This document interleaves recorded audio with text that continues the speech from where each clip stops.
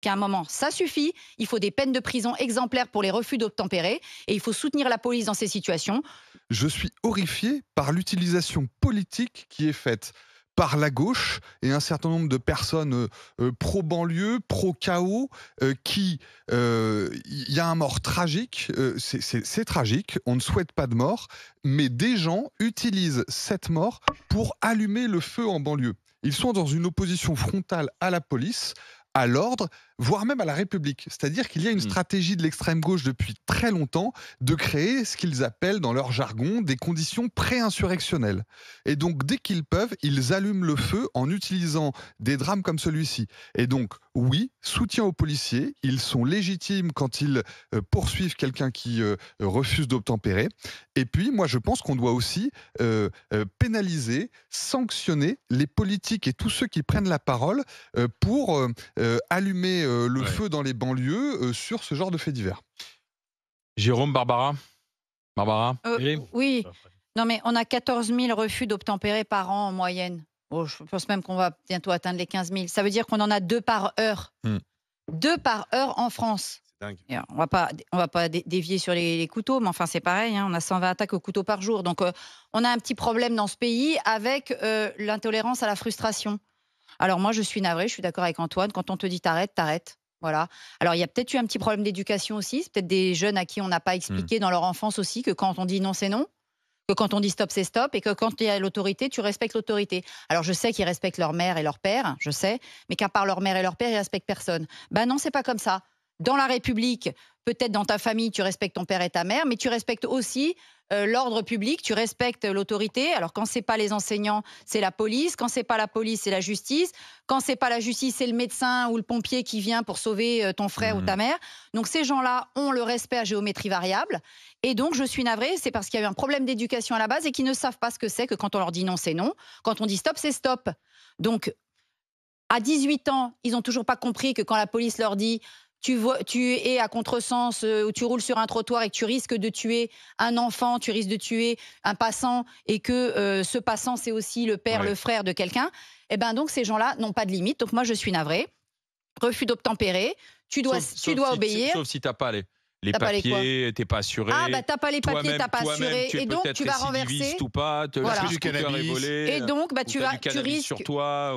tu risques de tuer un enfant qui passe, un passant qui passe parce que t'as pas tes papiers. Bah t'as pas tes papiers, tu te fais attraper, c'est le jeu, Malucette, c'est comme ça. Après le risque, oui. C'est le risque, le bandit et les voleurs, ça c'est comme ça depuis toujours. Donc tu ne respectes pas la loi te rattrape, la loi tu passes à travers les mailles du filet 10 fois, et puis la 11e tu te fais choper, et ben tu joues le jeu. Mais non, maintenant tu joues pas le jeu. Tu te prends un platane ou tu te prends un lampadaire et il arrive une catastrophe pour la famille, je veux bien l'entendre, mais c'est la faute à qui? C'est la faute des policiers? Non mais on rêve. Et ce serait la faute de l'enfant ou de la poussette. Dernièrement, il y a une dame, il y a un vélo, un vélomoteur qui a renversé une dame qui poussait sa maman en chaise roulante. Elle a fini à l'hôpital avec plein de fractures. C'est la faute de cette dame si l'autre il roulait et il avait fait un refus d'obtempérer. Donc à un moment, ça suffit. Il faut des peines de prison exemplaires pour les refus d'obtempérer et il faut soutenir la police dans ces situations. Mais je trouve aussi que le discours de M. Bouzerou, qui nous répand les propos, ces paroles contre paroles de ce jeune qui Ouais, du prétend que passager, les policiers auraient dit « ouais, bien joué ». J'y Les crois pas policiers non sont plus. pas dans des jeux vidéo. Hein. Ah, il est C'est dans ces son jeunes rôle, qui sont dans des jeux vidéo. L'avocat, il est dans son rôle, il défend Bah, en son tout cas, client. l'avocat, il n'est pas dans le rôle de défendre correctement son client, il est plutôt dans le rôle d'attiser les tensions. Jérôme Marty, est-ce qu'on peut pas faire autrement pour Une fois- récupérer non, mais la personne qui ne veut La pas question, casser c'est le une fois contrôle? qu'on a dit ça, qu'est-ce qu'il y a derrière? Je veux dire, la loi, c'est un équilibre. La loi, c'est un équilibre. Force doit rester à la loi, mais force doit rester à l'équilibre. Toute la question est de savoir si le fait de faire un refus d'obtempérer doit entraîner jusqu'à la mort de la personne. Je te rejoins sur l'exploitation politique, qui est affreuse et qu'il faut enlever, de la même façon qu'on ne peut pas, face à ce type d'affaires, réagir sur l'émotionnel. Mais froidement, quand même, la question qu'il faut se poser, c'est jusqu'où on va? Parce que là, on brise 3, 4, 5 vies, voire plus, avec les familles.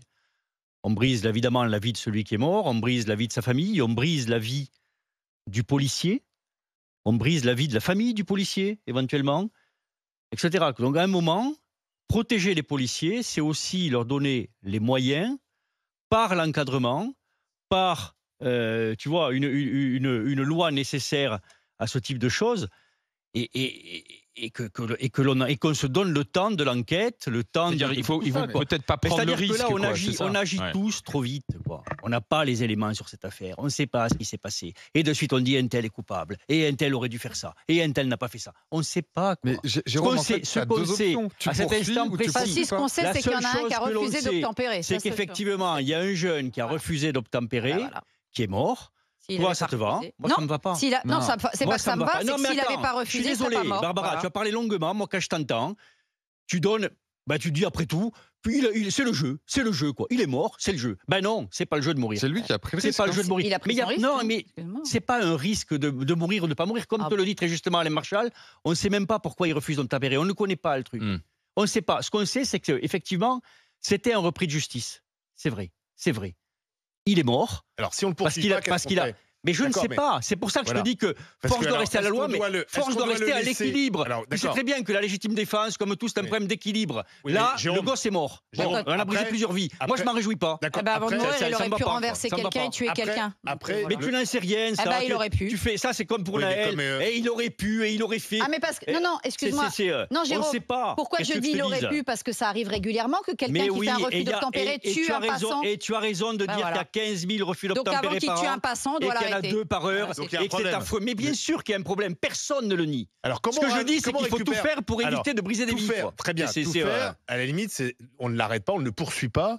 On ne prend pas le risque, puisque si tu dis il faut limiter. Donc si on limite, on ne le poursuit pas. Si on ne le poursuit pas, est-ce qu'on arrive quand même à retrouver l'auteur du délit? Si on arrive à le retrouver, peut-être qu'il faut agir en deuxième temps et effectivement aller le chercher chez lui et là avoir une justice exemplaire et ne rien laisser passer. De le retrouver. Mais à un moment, faire prendre des risques aux policiers, faire prendre des risques.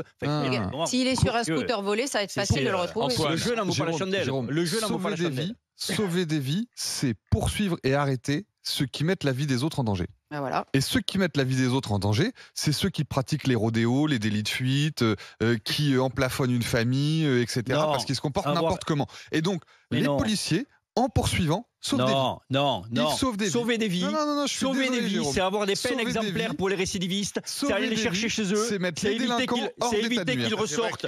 C'est éviter qu'ils ressortent au bout de 2 jours, etc. C'est ça, sauver des vies. Faire de la prévention, c'est ça. C'est pas agir immédiatement et dire bon allez, c'était le jeu, il est mort, passons à autre chose. Non, personne dit ça. Je suis désolé. On n'a pas dit ça. On doit quand même n'a pas du tout dit ça. Si, tu t'en appelais même un peu facilement. Non, mais il y a 14 Qu'est-ce que tu 000. veux que je fasse? Si. Il y a 14 000. Je reprends les chiffres de Barbara, 14 000 refus d'obtempérer par an. Pourquoi il y en a autant? Alors, est-ce que c'est fait qu'il y a de plus en plus de gens qui roulent sans assurance, on le sait, sans permis, ça, on le sait aussi, ça c'est une réalité. Très vite. Et parce qu'en fait, très vite. on veut éviter d'être et c'est ce que te diront tous les policiers, parce que quand on les arrête, 2 jours plus tard, ils sont dehors. Donc ils craignent rien après tout. Donc après tout, tu vois, c'est ça le vrai problème. Il est là. Oui, mais tu vois, le vrai problème, il est là. S'il ne risque rien, la justice, il s'arrêterait. Si je suis ta logique en disant de toute façon, s'ils sont contrôlés, tu dis derrière de toute façon ils risquent rien, pourquoi ils refusent le contrôle? C'est ça la question. Parce que c'est presque un jeu pour eux d'échapper à la loi. C'est presque un jeu pour eux. C'est un jeu, donc tu prends un risque quand tu fais un jeu. Commençons par appliquer la loi. Elle n'est pas appliquée comme il le faut. C'est ça la problématique.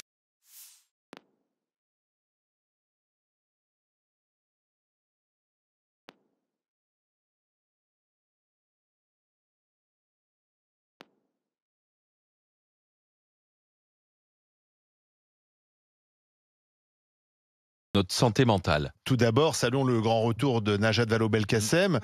J'imagine que Barbara, ça a été sa ministre de l'Éducation, donc c'est pas sans émotion que Barbara Lefebvre a vu ce retour de l'ancienne ministre socialiste et qui revient donc avec cette volonté de rationner Internet pour lutter contre l'addiction aux écrans, la haine en ligne, la pollution liée au numérique. Son rationnement, c'est en fait de dire on aurait tous droit à 3 gigas par semaine. Ça serait imposé par la loi. Pour répondre à toutes ces problématiques. BFM TV a calculé que ce volume hebdomadaire pourrait correspondre à une dizaine d'épisodes de Netflix. Le problème, c'est que Madame Najat Vallaud-Belkacem, elle pense qu'Internet c'est utilisé uniquement par des gens qui sont un peu addicts, qui regardent trop de séries ou qui sont des complotistes sur les réseaux.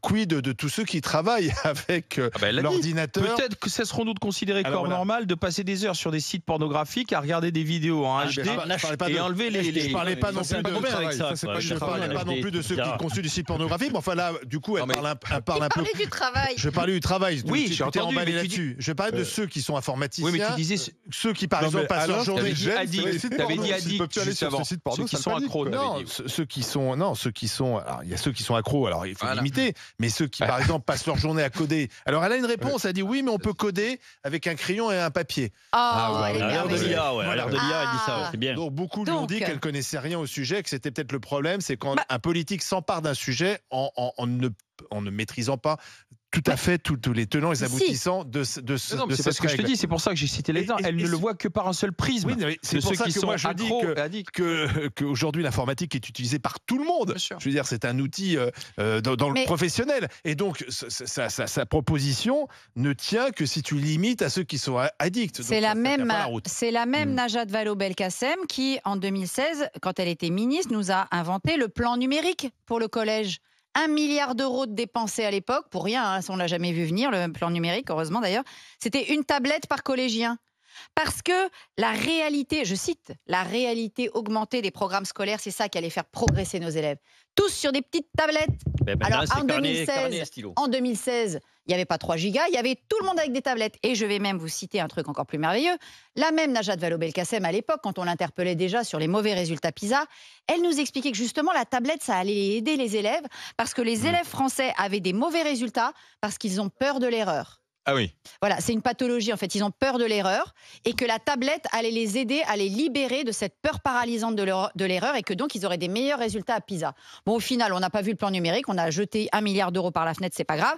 Et maintenant, elle vient nous dire c'est pas bien les écrans. Donc juste ça, on se fout de qui? Voilà, on se fout de qui? Donc que Madame Vallaud-Belkacem veuille qu'on contrôle davantage les producteurs de contenu sur les réseaux, moi je serais bien d'accord qu'on aille taper les Pornhub et les Pornhub et tous ces machins-là, et tous les influenceurs qui racontent n'importe quoi, et tous les contenus qui ne sont pas contrôlés aujourd'hui sur Internet, d'accord, mais on va punir le consommateur qui, lui, ne consomme pas ça. Moi, j'ai pas les réseaux sociaux, je regarde pas toutes ces âneries, et je me sers sans doute de plus de 3 gigas, mais c'est pas pour aller regarder n'importe quoi, et je suis pas addict. Moi, je serais punie, parce qu'elle sait pas punir les producteurs de contenu, n'importe quoi, et en plus, elle est complètement en contradiction avec ce qu'elle faisait elle-même en tant que ministre. Franchement, qu'elle s'occupe d'autre chose, Najat Vallaud-Belkacem, c'est mieux. Je suis abasourdi parce que c'est comme si on disait vous pourrez aller dans une bibliothèque qu'une fois par semaine, ou vous ne pourrez aller au cinéma qu'une fois par semaine. C'est-à-dire que cette limitation absolue, c'est aussi la limitation vers les bons contenus d'Internet. Et donc, je ne trouve pas d'autre explication que le fait que Mme Najat Vallaud-Belkacem ait assez peu d'activité. Je viens de checker sa page Wikipédia, il n'y a pas grand-chose au plan professionnel. Et donc, j'imagine qu'elle a trouvé ça pour faire très progressiste, très écolo, et surtout faire beaucoup parler d'elle. C'est plutôt moraliste plus que progressiste.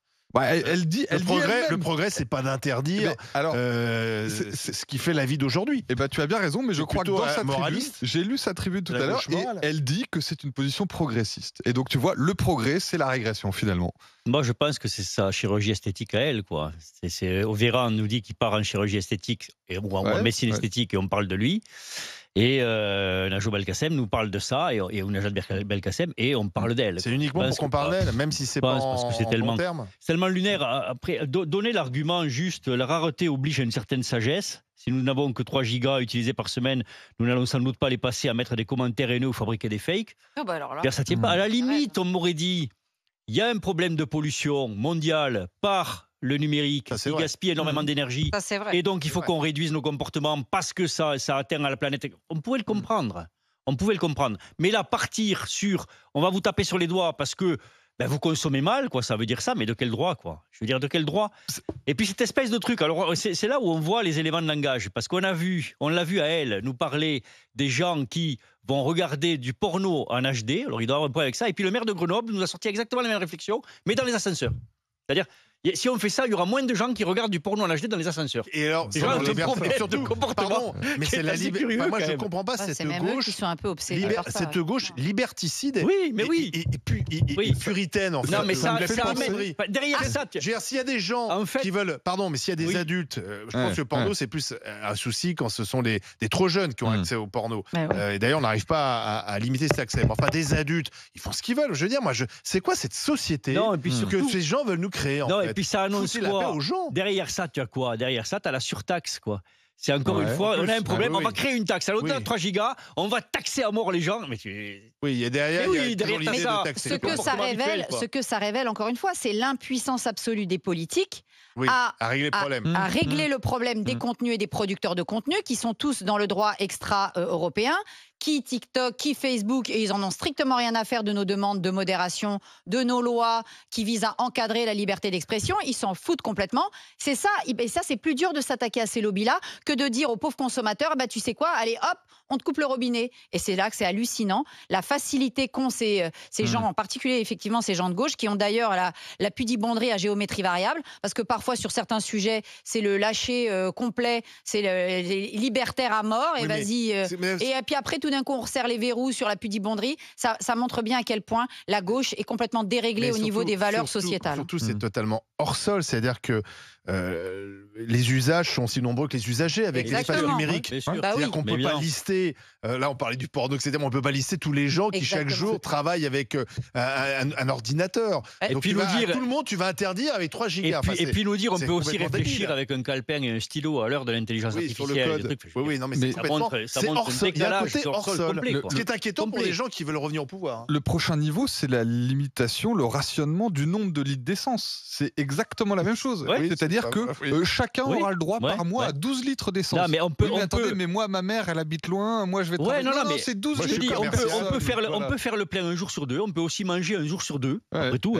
On peut boire un jour sur 2, on peut allumer la lumière un jour sur 2, après tout, pour faire des économies. On peut aussi se lever un jour sur 2. On peut respirer une fois sur 2, on fera moins de gaz carbonique, on peut y arriver, Et puis surtout, pour oublier tout ça, on peut réfléchir un jour sur 2. Et là, ça nous amènerait à croire en ça, peut-être. Faut-il rationner Internet à 3 gigas par semaine? La question, on l'a posée sur les réseaux sociaux, justement. Profitez-en pour répondre tant que vous avez du débit. Non, 94%. Allez, voilà, au moins, c'est clair. Passer à autre chose. Dites donc, les amis, là, on va. Ça, c'est fait. Dans un instant, on va s'adapter à l'actualité parce qu'on a le président de la République. Emmanuel Macron. Il faut dire qu'il fait un peu tout. Oui, c'est pour ça. C'est un peu pour ça que je me suis mélangé les crayons. Emmanuel Macron, le chef de l'État, qui fait une visite surprise à Marseille dans le cadre d'une opération qui s'appelle Place Net XXL, c'est-à-dire nettoyer Narcoville. On va retrouver l'envoyé spécial des RMC. Apparemment, il y a des flics partout dans Marseille. Donc, si vous êtes en plein milieu de l'opération Place Net à Marseille, attention à vous. Et puis appelez-nous au 3216. RMC jusqu'à midi. Les grandes gueules.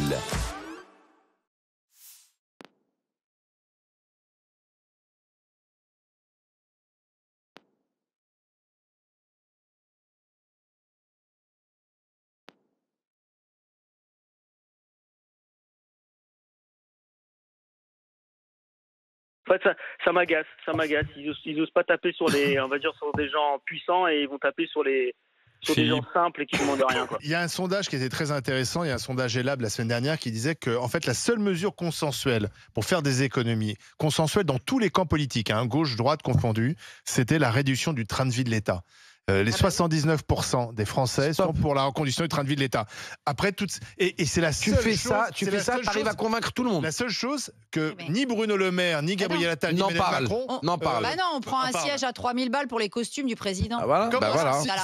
Si le président Macron dit, écoutez... On va demander des efforts aux Français parce que la situation, mais on va commencer par nous. Exactement. Donc effectivement, le costard. Il n'y aura pas 3 chauffeurs par ministre et c'est 63 secrétaires d'État. Moi, je serais et 42 assistants et 577 députés. Mais moi, je serais d'accord. Déjà, tu commences à réduire le nombre de députés parce que je ne comprends pas. Moi, je n'ai pratiquement jamais vu 577 députés présents à l'Assemblée nationale, sauf le premier jour. Voilà, soit peut-être le premier jour, ou alors événement exceptionnel. Ou alors événement exceptionnel. Tu n'as pas besoin d'avoir 577 députés qui ont chacun environ 15 000 à 20 000 euros. Je parle charges comprises de frais par mois, d'accord? Parce qu'un député coûte entre 15 et 20 000 euros d'impôts par mois, à peu près en tout compris. Donc voilà, déjà tu commences par eux, et ensuite tu commences à faire chier le mec qui te gratte un jour à droite ou un jour à gauche d'arrêt maladie. Mais Nicolas. Ouais, excusez-moi, je suis embêté parce que vous partez sur un sujet, j'aimerais bien qu'on ne coupe pas dessus, pas 2 secondes, c'est qu'on part sur un sujet qui est autre. Bien entendu qu'il y a de l'abus partout, etc. Là, on parle du sujet de comment valoriser le travail, comment rendre de la justice, c'est-à-dire de récupérer de l'argent et pour protéger aussi les patrons et pour les quelques pourcents d'abus, etc. Mais ça, il faut le travailler. Il faut travailler aussi les gens qui profitent du système, etc. Et récupérer, baisser les charges. On est tous déjà, d'accord vous là-dessus. connaissez le travail. Ceux qui nous gouvernent, ils n'ont jamais bossé réellement de leur vie dans une entreprise, à se lever le matin, à charbonner, et à savoir que derrière, avec tes 1300 balles, il faut que tu fasses vivre ta famille, et puis il faut que tu te loges et que tu te nourrisses. Après, Bruno, on a quand même un problème d'absentéisme dans certains secteurs, notamment est-ce qu'on a réglé le problème du Covid ? Dans la fonction publique territoriale, l'absentéisme est plus important qu'ailleurs. Donc il faut quand même se poser la question pourquoi. Peut-être parce que le boulot qu'on leur demande n'est pas intéressant. Peut-être aussi pas très valorisant, peut-être parce que tu dis si je suis là ou pas là, ça changera pas grand-chose. Il y a sans doute 1000 raisons, mais il y a quand même un problème d'absentéisme au travail. Et ça, c'est un coût pour la collectivité. Et les morts en accident du travail, apparemment, la France aussi, elle se porte bien. Donc, et tu as des gens dans certains milieux, dans certains métiers, notamment les métiers les plus difficiles, la retraite n'en profite pas beaucoup parce que l'espérance de vie. Les arrêts maladie. Non, mais l'espérance de vie dans les métiers difficiles, l'espérance de vie après la retraite, c'est pas celle d'un cadre. Donc encore une fois, taper le cadre avec des abus d'arrêt maladie, tu n'en as pas beaucoup. Alors que dans les métiers difficiles, tu peux avoir des arrêts maladie qui parfois, effectivement, peuvent être un moment, un sas de décompression où c'est pas franchement de la maladie, mais où il y a besoin d'un sas de dépression. Il n'y a pas de généralité entre les cadres ou les. Parce que tu as des cadres qui abusent. Voilà, il y a des cadres aussi qui se prennent pour je sais pas quoi et qui font des abus beaucoup plus que dans des. Merci à Nicolas de Côte-d'Or, chef d'entreprise. Je ne peux pas faire de généralité. Philippe du Loiret, bonjour. Oui, allô, bonjour, comment allez-vous? Bien, Philippe, directeur de boulangerie, c'est ça? Exactement. Combien d'employés vous avez, Philippe? Vu que j'ai géré 2 sites, je suis à une trentaine. Ouais, je suis à une trentaine de salariés. Quand même. Alors, est-ce qu'aujourd'hui, il faut augmenter les jours de carence ou sanctuariser certains jours? Alors, dites-moi. Moi, je me pose une question de savoir où, dans quel monde vivent ces personnes-là. Je parle des députés, des sénateurs, de tout ce qu'on veut. Ah bah, moi aussi, je cherche le monde, moi aussi, avec vous, si vous voulez. Parce que moi, je vous dis... je trouve pas. Pareil. Moi, je vous dis, j'ai des salariés qui arrivent, qui sont malades, comme des chiens, excusez-moi l'expression. Quand je leur dis de rentrer chez eux, de se reposer, de se mettre en arrêt, etc. Ils vont parler de 3 jours de carence. Voilà, parce qu'ils vont perdre 150 balles, 200 euros en 3 jours. Et alors, imaginez, juste pour 6, 7 ou 8 jours. C'est inconcevable. Et en fait, ça va creuser un écart, parce que moi, je vous dis une bêtise. Si moi, je me mets en arrêt et que j'ai 8 jours de carence, au vu de mon salaire, et je ne vais pas me plaindre, je vous l'avoue, c'est pas très grave. Par contre, un salarié qui est à 1400, 1500 euros net, bah en fait, c'est pas envisageable. Et il va venir bosser, ça va être un robot, le mec. Vous ne compensez pas les jours de carence parce que dans de nombreuses entreprises, c'est le patron qui paye. Hein. C'est vrai, dans nos entreprises, oui, mais nous, malheureusement, non, on ne peut pas. Voilà. On ne peut pas. Donc ça va créer un système à 2 vitesses. J'ai une question parce que je pense que vous connaissez mieux que moi. Quand un sénateur est malade, est-ce qu'il a des jours de carence? Il n'en a pas de jour de carence, c'est non-stop, 365 jours. Mais en fait, ça se voit pas s'il est malade. Il reste chez lui et puis il dit qu'il fait du télétravail. Non, il y a un sénateur qui est en pleine forme, là, on l'a appris. Et un député encore moins. Non, on a un sénateur qui est en pleine forme. Qui se droguait là surtout, non? Je parle pas de celui-là. Non, c'est un autre. Celui qui était bourré. Non, pas celui-là, c'est celui qui faisait des rencontres. Celui qui faisait des attouchements sexuels. Ah oui, non, pas l'attouchement sexuel. Ah non, c'était l'autre encore. Non, ce sénateur. Ah, celui qui volait? Non, c'était pas celui-là encore. Non, non. La sextape du sénateur. Ah bah oui, bah oui. Tu vois un peu, on est passé par le sénateur qui se drogue, le sénateur du sextape, c'est que dire regardez des sextapes avec des midgets. Philippe, est-ce que vous êtes confronté à beaucoup d'absentéisme, vous aussi? Honnêtement, je vous dis, je dois avoir 2-3 salariés qui en abusent et on le sait, mais ça va pas plus loin, quoi. C'est parce qu'on refuse des vacances, imaginons, et cette personne-là va se mettre en arrêt, par exemple. C'est ce genre de choses, mais franchement, c'est rien comparé à tous les salariés qu'on a. Et ce qui m'agace, c'est le mot, on va dire, feignasse ou feignant, où on essaie de gratter là où on peut.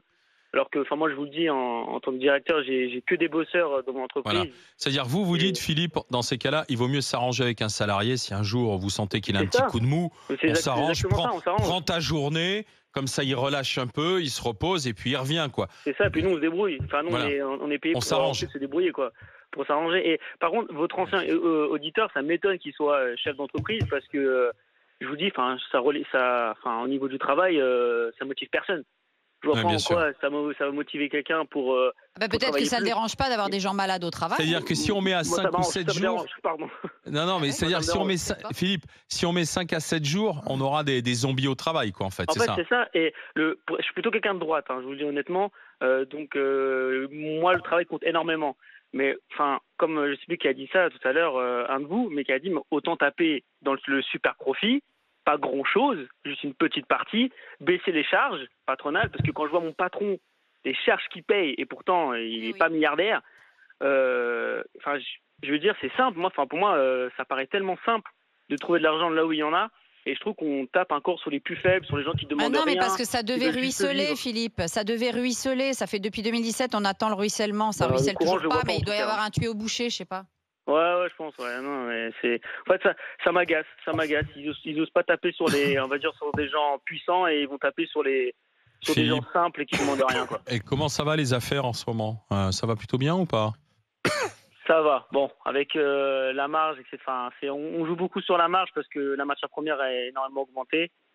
Et ça va. On se plaint pas. Et les énergies pour l'électricité, pour les factures d'électricité? Ça va moins bien. pour le coup, c'est compliqué. C'est très compliqué, ça. Philippe, c'est votre premier poste de dépense, normalement. Oui, c'est ça. En fait, si vous préférez, on a la chance d'avoir un patron qui a un bon portefeuille et qui arrive à tenir le coup. Donc, on va dire qu'on n'a pas à se plaindre pour ce cas-là, quoi. Merci Philippe d'avoir été avec nous. Bonne journée du côté du Loiret et merci d'avoir été dans les GG, dans les grandes gueules. Faut-il rallonger le délai de carence pour faire des économies? Je vous rappelle que le gouvernement cherche 10 milliards, puis 20 milliards, puis en théorie 50 si on suit la Cour des comptes. Non, pas de rallongement du délai de carence. Voilà, ça y est. C'est assez sec. Si c'était un ballon d'essai, ils ont la réponse. 78,7% de ce qu'on pense.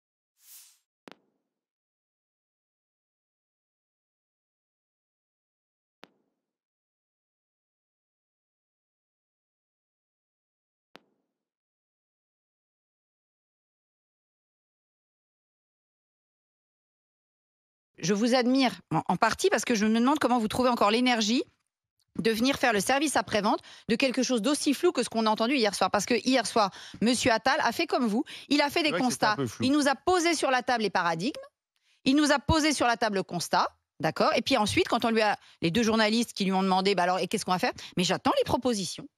Alors, vous avez un Premier ministre qui fait le JT de TF1 et qui nous dit, j'attends des propositions. Donc là...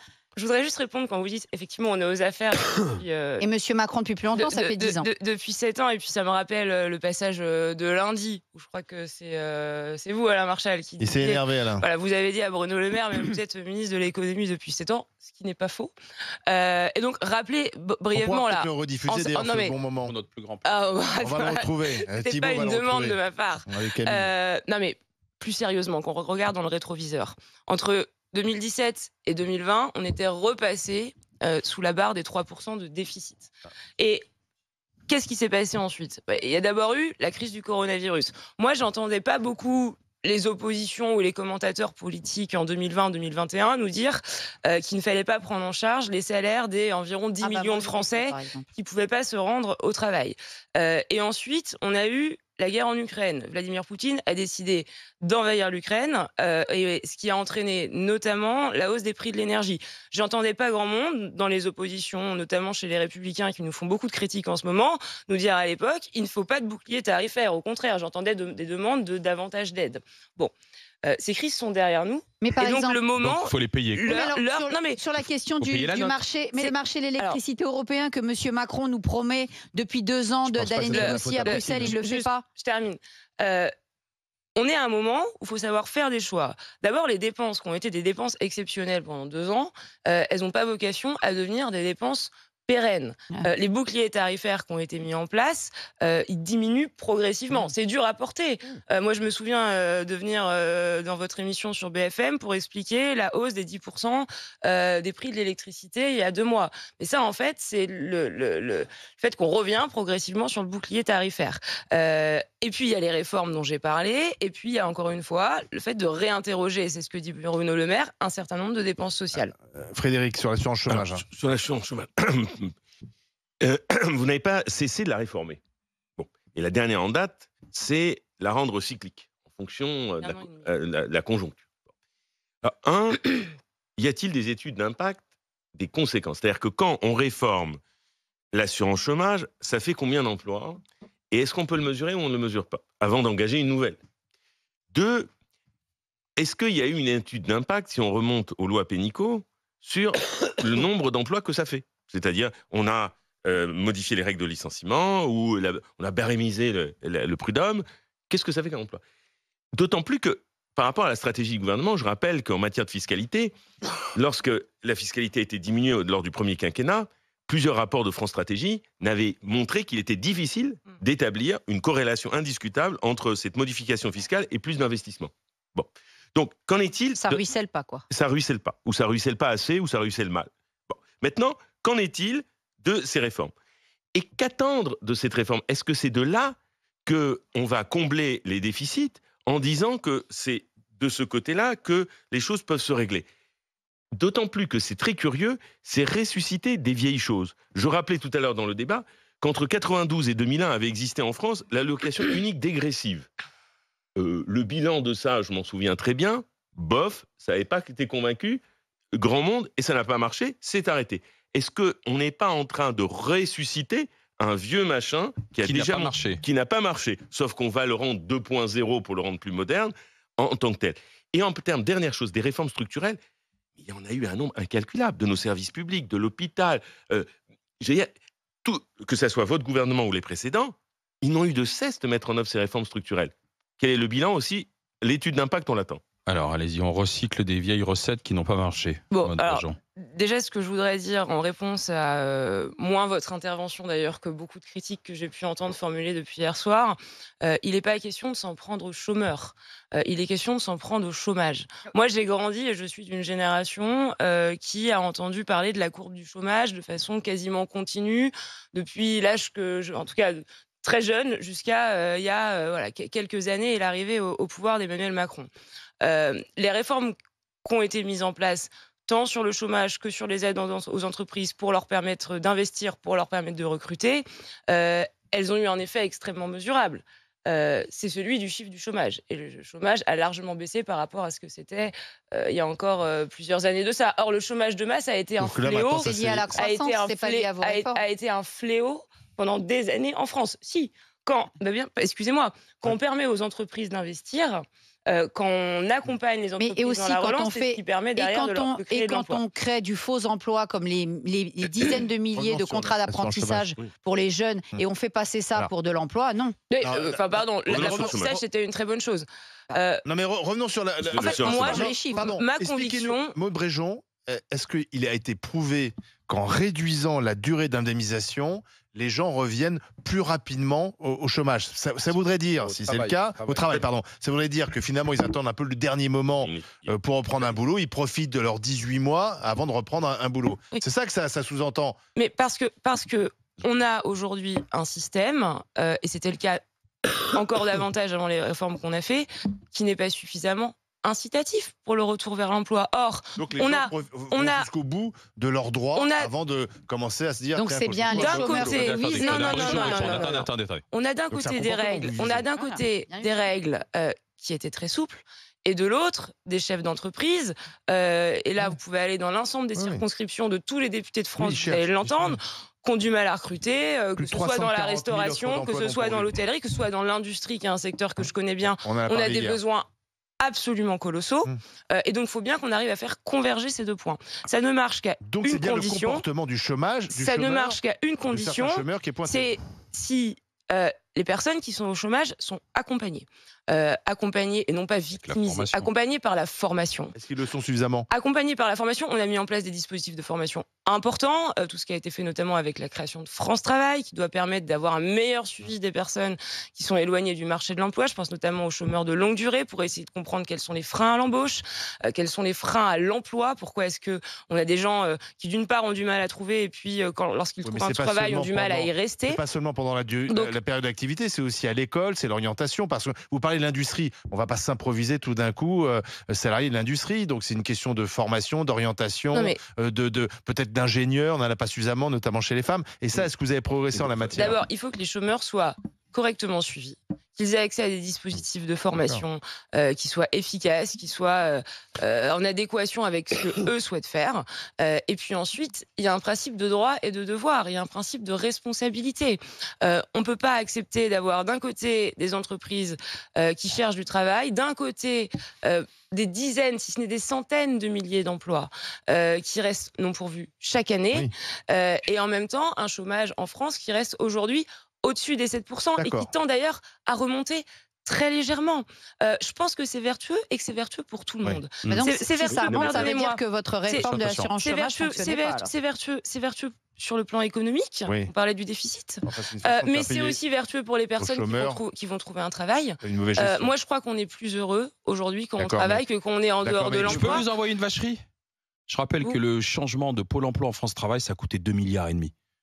Et que les gens, ce matin chez Apolline... Je ne sais pas si c'était utile, et un Pôle emploi, ce matin chez Apolline de Malherbe, une salariée de France Travail Pôle emploi expliquait, ils reçoivent des indications et des contre-indications et des indications et des contre-indications tous les 4 matins, ils ne savent même plus eux-mêmes ce qu'ils doivent faire.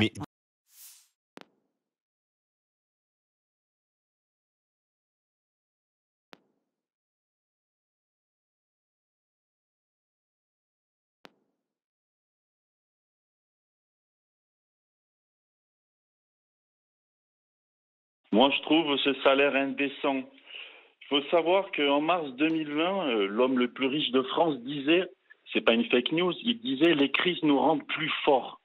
Et moi, je trouve que ça, c'est vraiment la réalité. Pendant qu'on demande des efforts aux Français les plus faibles, les Français qui travaillent, eh bien, on favorise les plus riches. C'est Mathieu Pigasse qui a dit que les 500 plus grandes fortunes cumulées du pays sont passées de 200 milliards à 1000 milliards en l'espace de 10 ans.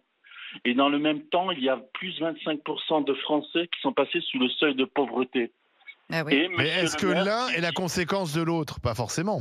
Moi, je pense. Monsieur le maire veut trouver de l'argent pour enflouer les caisses de l'État et il demande uniquement aux Français les plus faibles et les Français qui travaillent de faire des efforts. S'il veut de l'argent, il faut qu'il se tourne vers ces gens-là qui ont fait des profits. Mais il paye des impôts. Il va payer un peu des impôts. Je crois qu'il est résident fiscal français. Monsieur Tavares, il paye des impôts. Il prouve qu'il n'est pas si bon gestionnaire que ça. Comme tous les Français. Oui, mais il y a quand même une concentration du capital. On ne peut pas dire le contraire. L'écart qu'évoque Adam, il est réel. C'est-à-dire que les crises successives, post-crise 2008, crise Covid, etc., surtout au moment de la crise Covid, ça a conduit à l'enrichissement outrancier d'une petite poignée. Alors bien sûr, c'est une petite poignée, bien sûr, ils payent des impôts, etc. Non, dans une crise, les gros maigrissent et les petits meurent. Là, les gros grossissent encore. Les gros, on continue à grossir. Excuse-moi, il y a un problème. Comment le CAC 40 peut se porter aussi bien en période de crise? Comment les actionnaires peuvent se gaver autant en période de crise?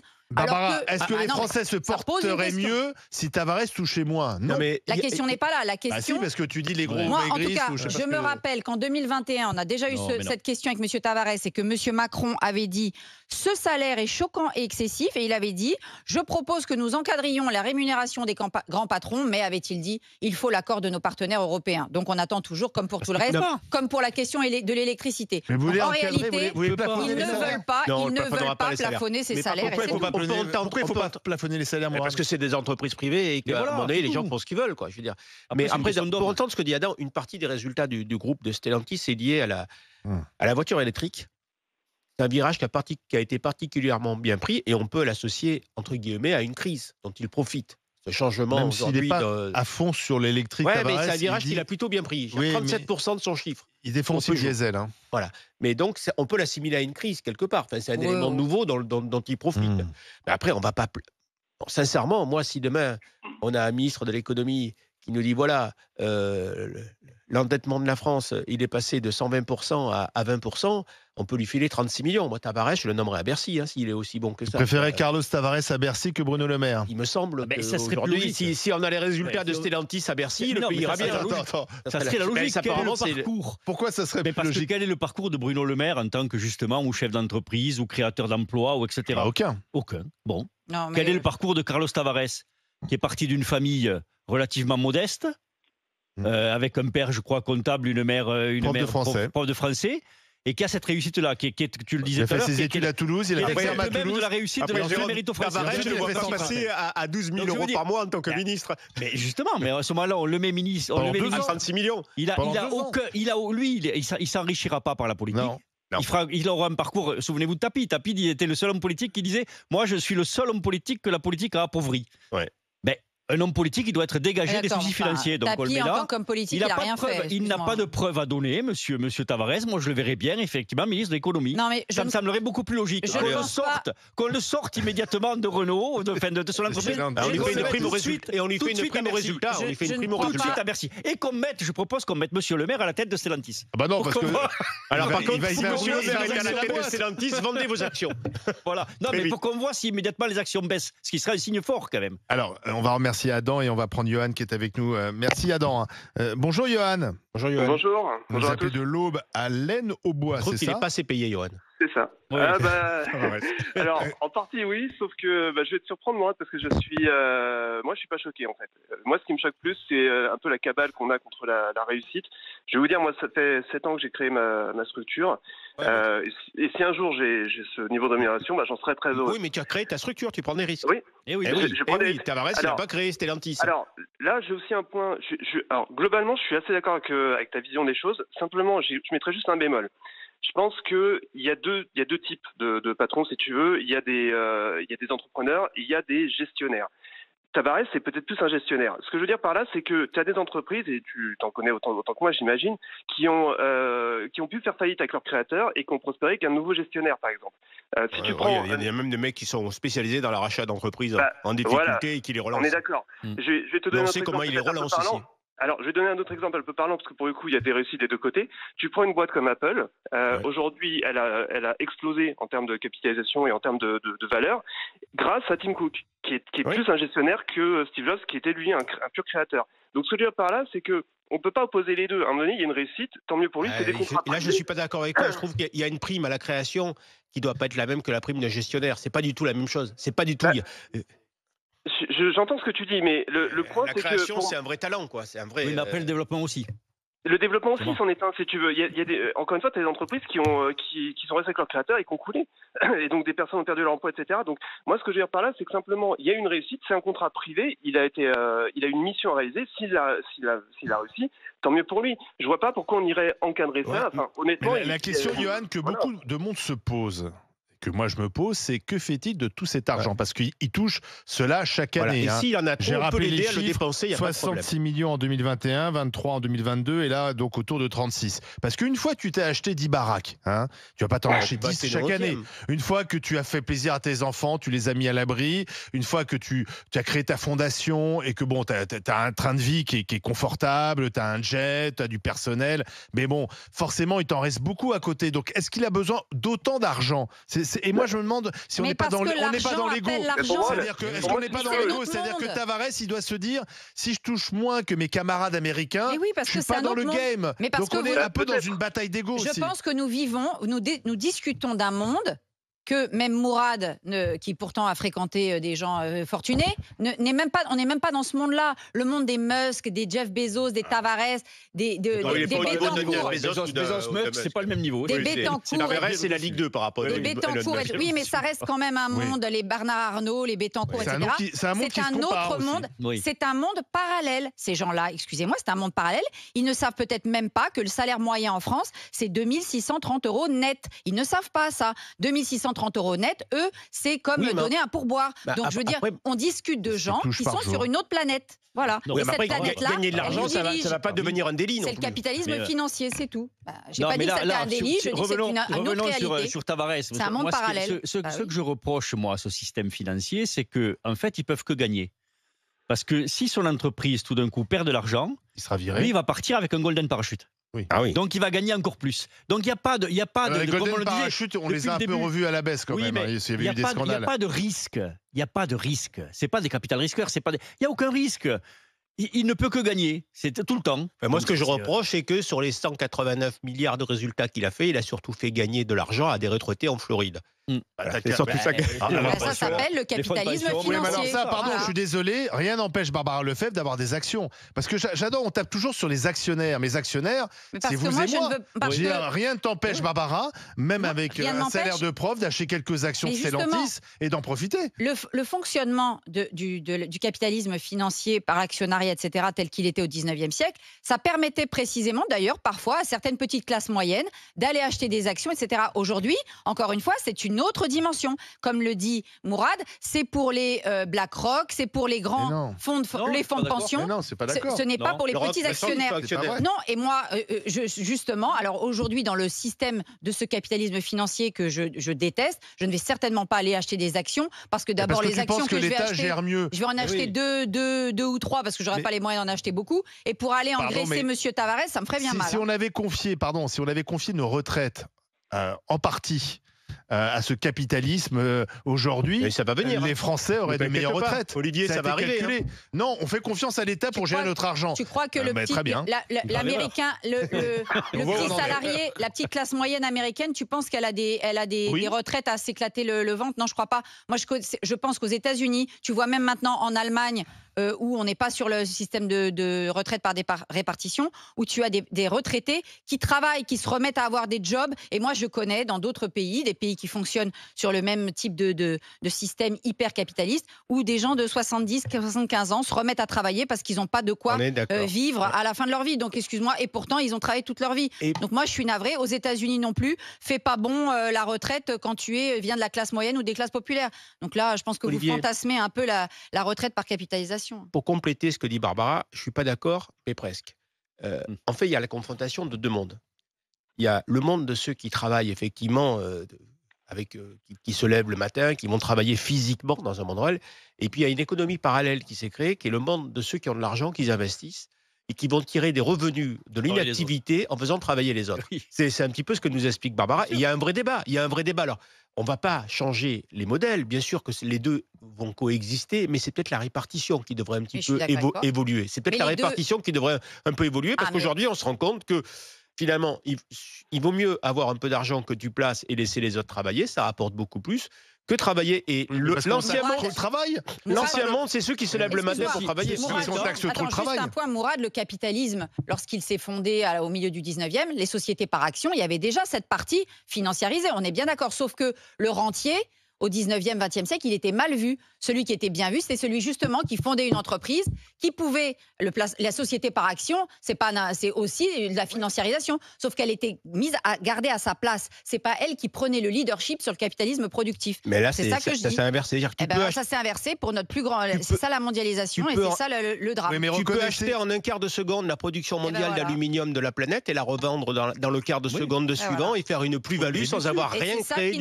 Et c'est ça qui nourrit un anticapitalisme primaire. 25 fois de propriétaire entre le moment où il part et le moment où il arrive. Mais reconnaissez, si on a un problème avec les salaires, en France, ce n'est pas la faute de Tavares.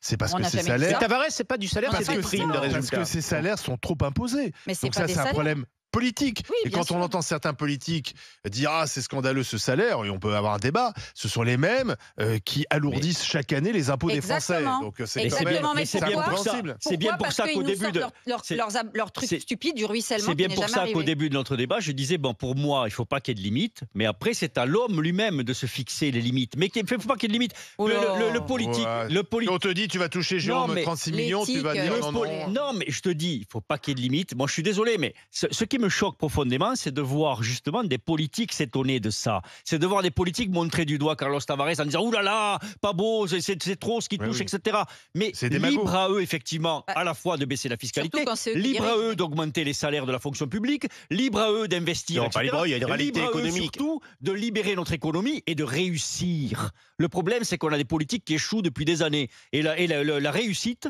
les bloque ou leur fait peur, quoi. C'est dramatique, ça. Le problème essentiel, c'est qu'on est le pays le plus fiscalisé du monde, donc on est ceux qui payent le plus un service qui ne marche pas. À ce prix-là, ça pourrait marcher, ça pourrait fonctionner. Alors, on a posé la question ce matin, c'est 36,5 millions d'euros pour Carlos Tavares. Est-ce indécent mérité? Eh bien, c'est indécent pour 71,8%, mérité pour 28,2%. Oui, quand même 28%.